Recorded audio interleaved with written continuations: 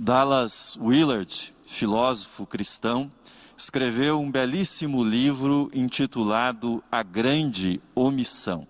Você não ouviu errado. O título é este mesmo e contrasta com o texto que nós lemos, conhecido como A Grande Comissão. Dallas Willard escreveu A Grande Omissão.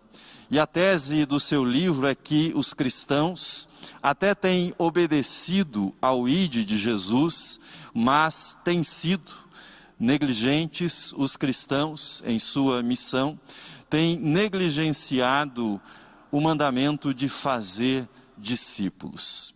E para ilustrar isso que ele afirma no seu livro, ele conta a história de um pastor que começou a insistir com os membros da sua igreja que eles deveriam praticar o ensino de Jesus, deveriam ser aprendizes de Jesus, deveriam ser discípulos e discípulas de Jesus.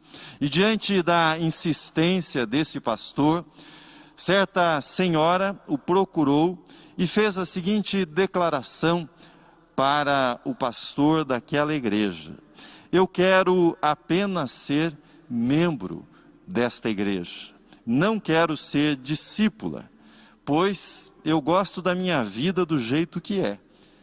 Eu acredito em Jesus, acredito que Jesus morreu para que eu pudesse ir para o céu e que eu irei para o céu, mas eu não quero ser discípula de Jesus. Eu já ouvi algumas coisas semelhantes a essas que Dallas Willard escreve no seu livro A Grande Omissão. Certa vez, fiz uma palestra num acampamento de jovens e nesse acampamento estava o pai de um dos jovens que participava do acampamento e depois de falar para os jovens das bem-aventuranças, pouco antes do almoço, aquele pai me procurou e disse que estava muito preocupado com o que eu havia ensinado naquela manhã. E eu pedi que ele falasse um pouco mais da razão da sua preocupação, e ele disse o seguinte: eu estou preocupado porque eu ouvi que você está ensinando a respeito das bem-aventuranças e eu quero dizer para você que isso não funciona. E eu estou preocupado com o que você está ensinando para os jovens, porque se eles forem para a vida, forem para o mercado, para o mundo, tentando praticar isso que Jesus ensinou, eles vão se dar mal. Isso não funciona na prática, disse aquele pai para mim. Revisitando ainda a minha memória a esse respeito, recordo de um congresso nacional de adultos promovido pela Coordenadoria de Adultos da IPI do Brasil, realizado em Lusiânia, na vizinhança de Brasília. Tive a oportunidade de ser preletor naquele congresso e depois da minha palestra no cafezinho, uma irmã me procurou e começamos a conversar sobre a palestra, e nessa conversa de cafezinho perguntei de que igreja ela era. Ela disse a igreja, a cidade, falou um pouco sobre a sua igreja e de repente começou a falar sobre o seu pastor. Disse que gostava dele, gostava do trabalho dele, exceto por um aspecto. Era um pastor que falava muito de Jesus. Ele pregava só a respeito de Jesus. E eu perguntei um pouco mais qual era o problema a esse respeito, e ela disse que gostaria de ouvir mais sobre o Antigo Testamento, algumas passagens extraordinárias do Antigo Testamento, e ele falava muito a respeito de Jesus, e isso a deixava decepcionada. O resumo da ópera é o seguinte, meus irmãos: se nos anos 60, o movimento contracultural, movimento anti-institucional pregava Jesus sim, igreja não, reino sim, igreja não, Parece que nós estamos assistindo um movimento na direção contrária daquele movimento contracultural dos anos 60. Hoje nós assistimos à emergência de um tipo de cristianismo que diz mais ou menos assim: igreja sim, Jesus nem tanto. Igreja sim, mas menos de Jesus. Ou talvez pudesse ser sintetizado no título deste sermão: gosto da igreja, mas de Jesus nem tanto. Gosto da igreja, mas de Jesus nem tanto.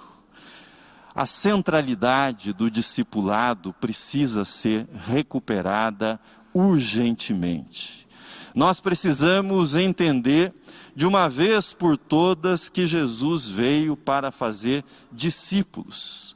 Por isso, começo este sermão a partir do texto com o qual o reverendo Roberto Mauro encerrou o seu sermão, a sua mensagem no domingo passado. Ide, portanto, fazei discípulos de todas as nações. Jesus afirma que a ordem para fazer discípulos fundamenta-se na sua autoridade, na autoridade que ele recebeu do Pai.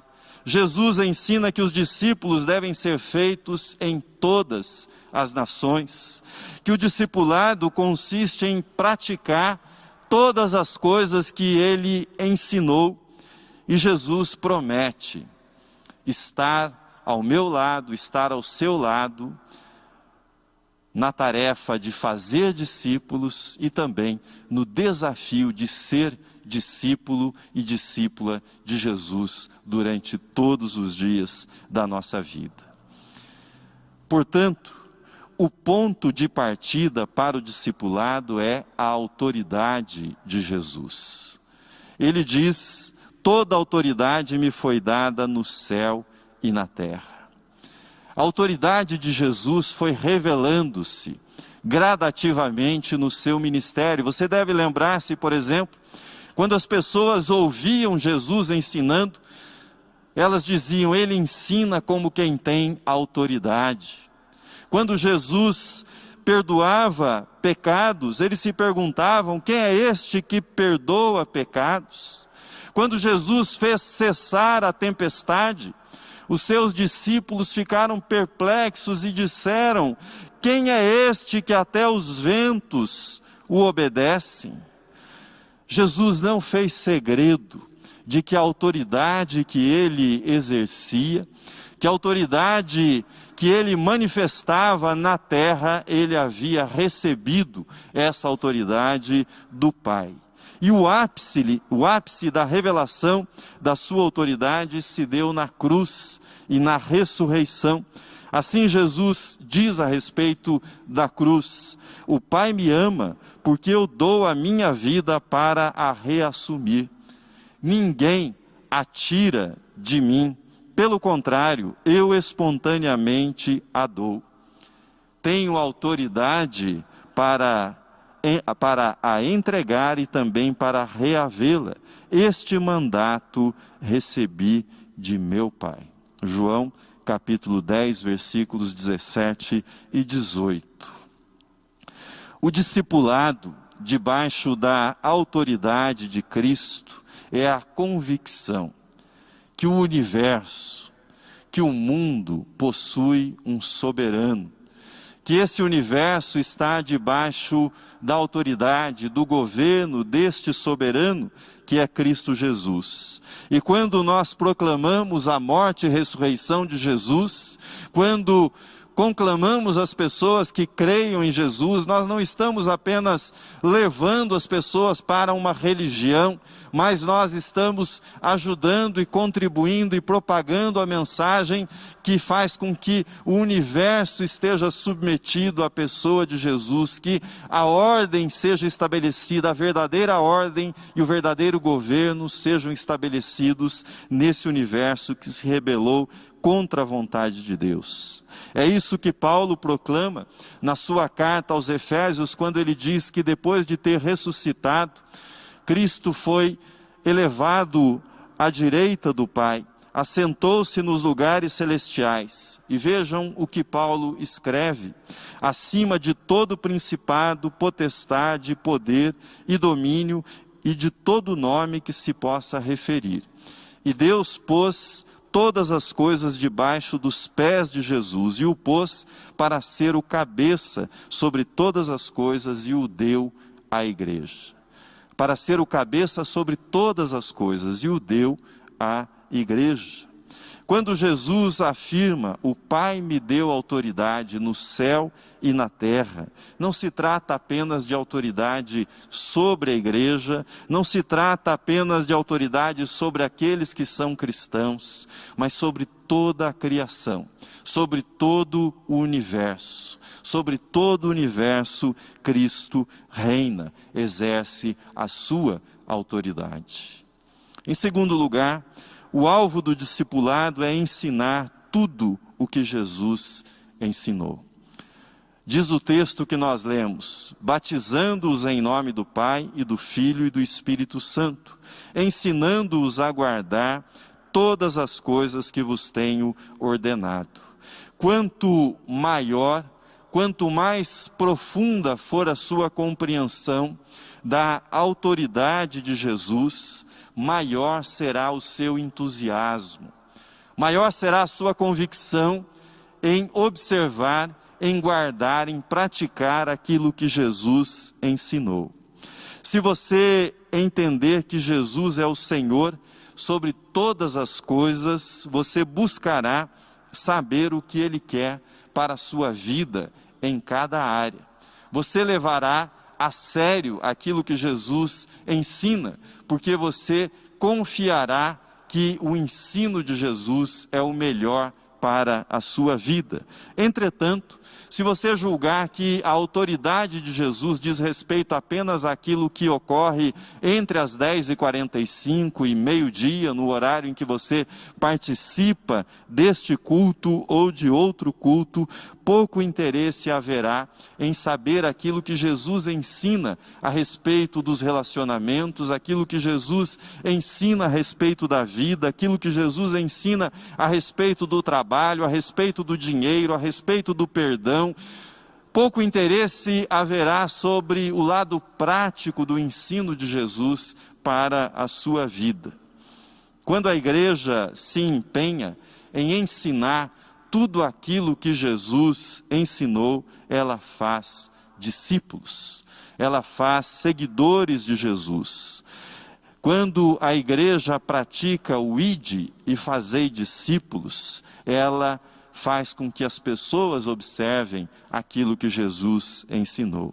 O que confere qualidade, o que dá sentido ao ide é fazer discípulos. O objetivo, a finalidade do ide, da missão, do movimento da igreja é que mais pessoas sigam, pratiquem o ensino de Jesus.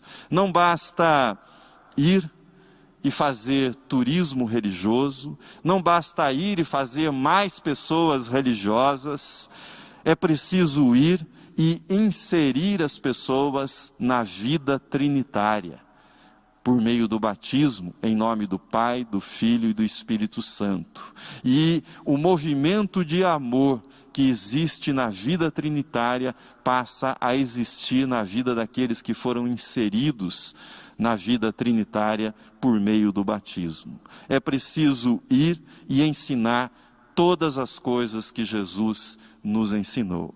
Em terceiro, há o destaque para o alcance do discipulado. O discipulado envolve todas as nações, envolve todas as coisas que Jesus ensinou, é feito debaixo de toda a autoridade de Jesus, mas refere-se a todas as nações. Essa é a extensão do discipulado. Ide, portanto, e fazei discípulos de todas as nações. A ordem é para ir, para fazer discípulos, para batizar. Isto são ações necessárias para que o objetivo de fazer discípulos seja plenamente alcançado. Ir a todas as pessoas, em todos os lugares, e fazer discípulos de Jesus. Karl Barth, dizia que a essência da igreja não pode ser pensada sem esse movimento de saída, sem esse movimento na direção do exterior. Berkouwer, outro teólogo reformado, dirá que o movimento em direção ao exterior pertence à essência da igreja. É da essência da igreja fazer discípulos. E eu gosto muito de uma tradução de Frederick Brunner, uma espécie de paráfrase de Mateus 28, no trecho que nós lemos, onde ele traduz o ide por mexam-se, façam discípulos, se movimentem e façam discípulos. Não se trata de uma sugestão, mas de uma ordem dada por Jesus, que traduz aquilo que está na essência da própria igreja. Dizer que a igreja não quer, dizer que a igreja não pode, que a igreja não tem condições para fazer discípulos, é o mesmo que dizer que Jesus é só para nós, que Jesus não fará diferença na vida das outras pessoas, quando na verdade nós sabemos que a mensagem de Jesus passa, atravessa e chega até as pessoas, rompendo todas as barreiras de classe social, todas as barreiras culturais, todas as barreiras econômicas ou qualquer outro tipo de barreira que nós levantemos diante da mensagem de Jesus. E em quarto e último lugar, a promessa do discipulado é a companhia de Jesus todos os dias. Nós devemos ensinar todas as coisas, devemos fazê-lo debaixo da autoridade de Jesus, de toda a autoridade que ele recebeu do Pai. Devemos ir a todas as nações e nós temos a promessa reconfortante que ele estará conosco todos os dias da nossa vida. Sei que você pode estar incomodado e pensando que esse assunto é um assunto indigesto para uma mensagem. Certamente você luta com dificuldades para praticar aquilo que Jesus ensinou, todos nós lutamos. Certamente você tem dificuldades de compartilhar o Evangelho com as pessoas próximas, talvez com seu filho, com seu neto, e nós examinamos esse texto que nos desafia a fazer discípulos de todas as nações. Você imagina que isso é muito difícil de ser praticado, isso é muito difícil de ser levado adiante. Ou talvez você questione: quem sou eu para ser testemunha de Jesus? Quem sou eu para fazer outro discípulo de Jesus? Minha vida é tão complicada, definitivamente eu não sou a pessoa certa para ensinar nada a respeito de Jesus para outras pessoas. Gostaria de mostrar para você uma das coisas mais fascinantes em relação à ressurreição de Jesus, a esse comissionamento, a essa ordem que Jesus nos deu no Evangelho de Mateus, capítulo 28. A coisa mais fascinante, a meu ver, a respeito do testemunho sobre Jesus, é o critério que Deus utiliza para usar as pessoas, para transformá-las em instrumentos graciosos nas suas mãos.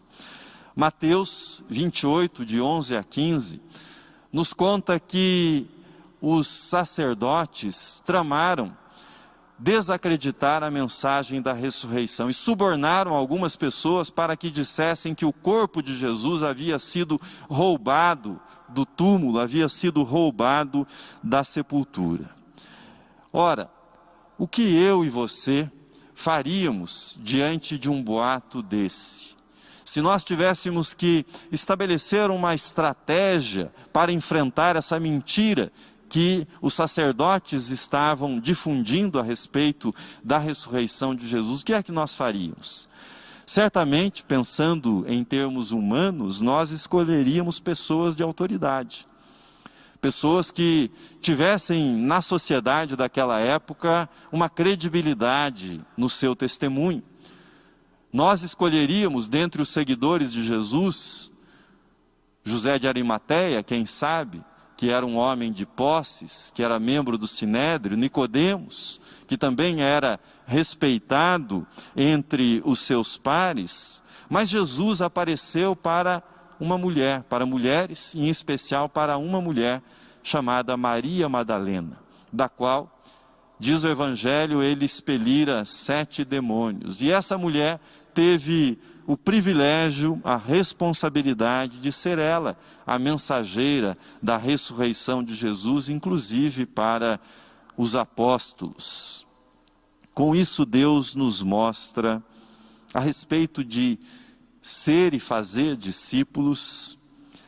Com isso, Deus nos mostra que não é o mensageiro, não é o mensageiro que confere credibilidade, que confere autoridade à mensagem. É a mensagem que dá autoridade para o mensageiro. Não somos nós que estamos salvando a mensagem de Deus do descrédito. É a mensagem de Deus que nos salva dos nossos pecados, que transforma as nossas vidas, e é a mensagem de Deus, por isso, que salva a cada um de nós do descrédito que nós somos em pessoa. Não é a nossa palavra que sustenta o testemunho da ressurreição, é a ressurreição que nos transforma. E aquilo que a ressurreição faz em nossa vida dá credibilidade à mensagem que nós proclamamos. Maria Madalena não era, na ordem estabelecida em Israel, ela não era ninguém, mas porque ela viu Jesus, porque ela foi transformada por Jesus, ela era uma testemunha e ela fazia também discípulos e discípulas. Toda autoridade me foi dada no céu e na terra. Eis que estou convosco todos os dias até a consumação dos séculos. Você não precisa de credenciais humanas para ser uma testemunha da ressurreição. Você não precisa de diploma para que você faça discípulos. Você não precisa ter pedigree de nenhuma espécie para estar qualificado para anunciar que Jesus vive, que Ele venceu a morte, que Ele ressuscitou, que Ele recebeu autoridade no céu e na terra. A única coisa que você precisa é saber que Jesus está com você, que Jesus estará com você, não um dia, um mês, um ano, mas todos os dias até a consumação dos séculos. Termino. O Novo Testamento fala mais de 250 vezes, preste atenção, mais de 250 vezes sobre a importância de ser e de fazer discípulos. As últimas palavras de Jesus, que lemos no Evangelho de Mateus, tratam exatamente desse assunto: ide e fazei discípulos. A história testemunha, a história cristã testemunha milhares e milhares de homens e mulheres que, em obediência à ordem de Jesus, cruzaram oceanos, se embrenharam em matas para fazer discípulos e discípulas de Jesus.